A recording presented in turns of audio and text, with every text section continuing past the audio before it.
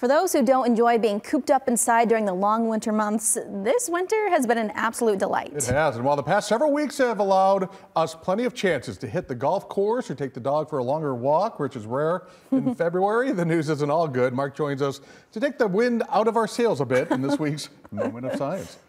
Anne Marie and Mike, there have already been two well-documented drawbacks to the record-breaking warmth in just the past week or so. Of course, we're talking about the extreme fire danger as well as the severe weather that brought the state line large hail, damaging winds, and multiple tornadoes. There are some other negative impacts that may unfold in the days, weeks, and months ahead.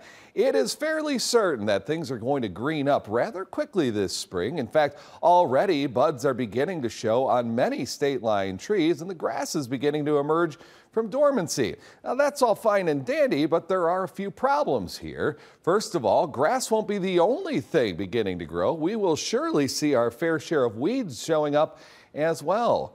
Furthermore, we should expect pollen to be found and more of it in our air, which is bad news for allergy sufferers. In fact, studies have shown there's 21% more pollen in the air now compared to as recently as 1990. And the allergy season these days is nearly a month longer than it was back in the 70s. While that's due almost exclusively to climate change, anomalously warm winters like this one may only exacerbate the problem. Another problem here is that trees which have prematurely flowered will find themselves quite vulnerable to cold snaps that occur after flowering. And fruit trees are particularly vulnerable. A hard freeze could kill a substantial portion of fruit crops. According to Iowa State University's Extension and Outreach Office, 10% of an apple crop could be killed if the temperature falls to 28 degrees. If it goes down to 25, a whopping 90% of the crop could succumb to those temperatures.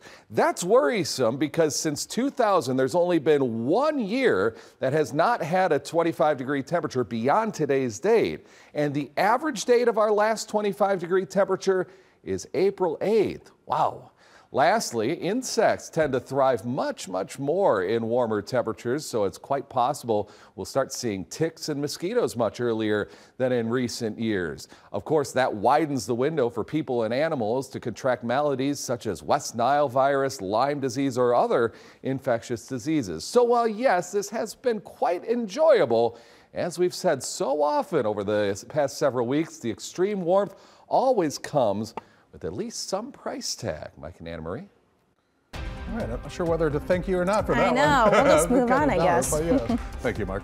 Still ahead tonight, a verdict is delivered in the case of the Rust movie set shooting.